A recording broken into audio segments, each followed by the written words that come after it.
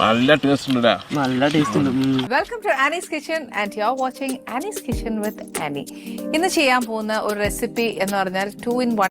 അതെ, ഇത് ആനീസ് കിച്ചൻ്റെ 2 in 1 റെസിപ്പി എന്നിട്ട് രൂപേഷ് ഗിരിന്റെ ചട്നിയാണ്.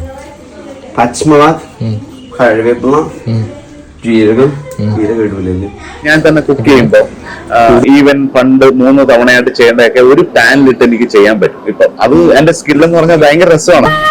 ഒരു ശകേര മതി എന്നൊക്കെ പറഞ്ഞിട്ട് കുറെ സാധനങ്ങളൊക്കെ ഇട്ട് എന്തൊക്കെയോ സെറ്റ് ചെയ്ത് നമുക്കിത് വായിൽ വെക്കാൻ പറ്റാത്ത രൂപയാക്കി തന്ന. എന്തായാലും അങ്ങനെയൊന്നും പറയില്ല, അടിപൊളിയായിരുന്നു.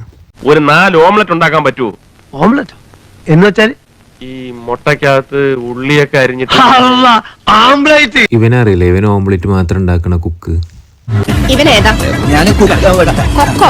മുട്ട വാങ്ങിച്ചു വെച്ചിരിക്കണതേ നിനക്കൊക്കെ ബുൾസ അടിക്കാനല്ലേ, എന്റെ പൂമ്പയുടെ 3 നേരത്തെ ഫുഡാണ്. Put some coconut oil, put some കടുകുമണീസ്, little കറിവേപ്പിലാസ്, കടുക് അവിടെ കടുക് വറക്കുമ്പോ ഇവിടെ മുട്ട പൊരിച്ചത് പിന്നെ ഒരു ആഘോഷമായിരുന്നു. അടിപൊളിയാക്കി അവിടെ.